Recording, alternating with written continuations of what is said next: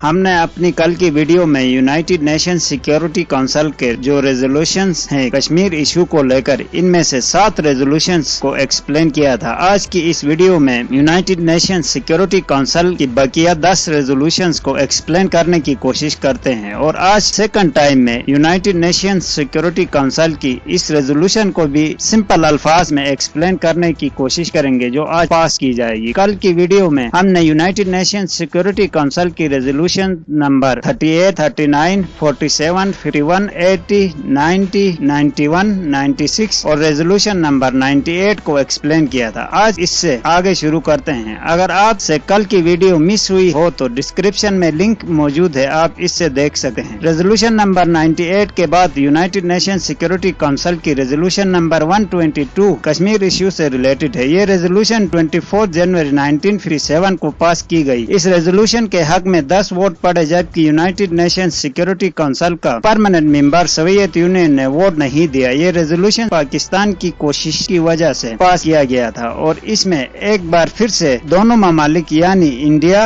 और पाकिस्तान पर यह जोर दिया गया कि कश्मीर इश्यू को कश्मीरियों की हक खुद इरादियत के मुताबिक हल किया जाए। यानी जैसे पहले के रेजोल्यूशंस में कहा गया था कि दोनों कंट्रीज अपनी फोर्सेस को इन एरियाज में कम करे और यूनाइटेड नेशन के नुमाइंदों की निगरानी में कश्मीर में रेफरेंडम कराया जाएगा और इनको ये हक दिया जाता है कि वो जिसके साथ रहना पसंद करें इसी कंट्री के साथ रहें। मगर इस दफा हिंदुस्तान ने इस बात को मानने से इनकार कर दिया क्योंकि अक्सरियत मुस्लिम्स की होने की वजह से ये रेफरेंडम पाकिस्तान के हक में साबित होता। पाकिस्तान इसी वक्त से यूनाइटेड नेशंस के मुबस्सिरीन को आजाद कश्मीर में दावत देता है और सीज फायर के लिए बनाई गई उस वक्त के यूनाइटेड नेशन कमीशन के नुमाइंदे आज तक पाकिस्तान साइड से सीज फायर की ऑब्जर्वेशन करते हैं, जबकि हिंदुस्तान इसको नहीं मानता। इसके बाद कश्मीर इशू की वजह से फरवरी के महीने में पाकिस्तान और हिंदुस्तान में हालात फिर से बिगड़ने लगे तो 21 फरवरी 1957 को यूनाइटेड नेशन सिक्योरिटी काउंसिल को मजबूरन फिर से इजलास तलब करना पड़ा और इस इजलास में रेजोल्यूशन नंबर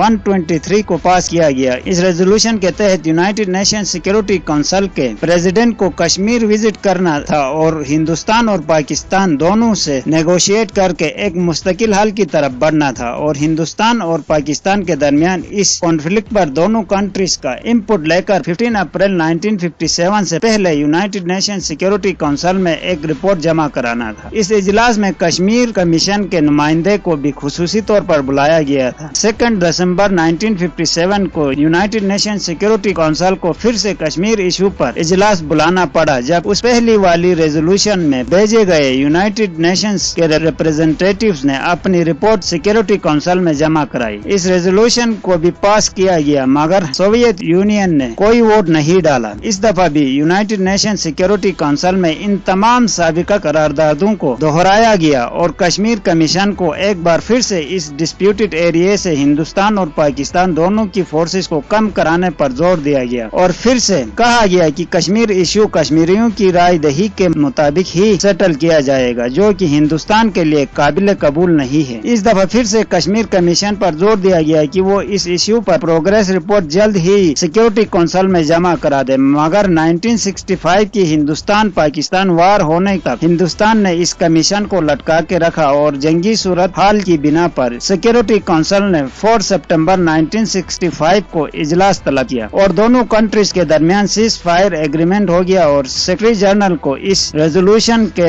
इम्प्लीमेंटेशन के लिए 3 दिन का वक्त दिया गया और इस एग्रीमेंट के इम्प्लीमेंटेशन तक इजलास मुलतवी कर दिया गया और 6 सितंबर 1965 को इससे पहले किए गए सीज फायर एग्रीमेंट और कश्मीर इशू की दूसरी रिपोर्ट्स की ऑब्जर्वेशन की खातिर दूसरा इजलास बुलाया गया। इस इजलास में पाकिस्तान में मौजूद यूनाइटेड नेशन मिलिट्री ऑब्जर्वर्स को हिदायत दी गई कि वो हिंदुस्तान की साइड से होने वाली खिलाफ वर्जियों पर अगस्त से पहले रिपोर्ट जमा करवा दे और हिंदुस्तान को एक बार फिर से यूएन ऑब्जर्वर्स ग्रुप को जम्मू एंड कश्मीर में दाखिल होने की इजाजत देने पर जोर दिया गया। मगर हिंदुस्तान अपने मौक़िफ़ पर कायम रहा और आज तक यूनाइटेड नेशन मिलिट्री ऑब्जर्वर्स को डिस्प्यूटेड एरियाज में दाखिल होने से रोका हुआ है। 28 सितंबर 1965 को एक और सिक्योरिटी काउंसिल का इजलास बुलाया गया जिसमें एक बार फिर से सीज फायर एग्रीमेंट और डिमिलिटाइजेशन पर जोर दिया गया, मगर इस दफा भी हिंदुस्तान अपने इसी मौके पर कायम रहा। इन तमाम तमाम रेजोल्यूशंस के बाद 27 सितंबर 1965 पर दोनों कंट्रीज की तरफ से सीज फायर एग्रीमेंट की वायलेशंस की गई, जिस पर दोबारा से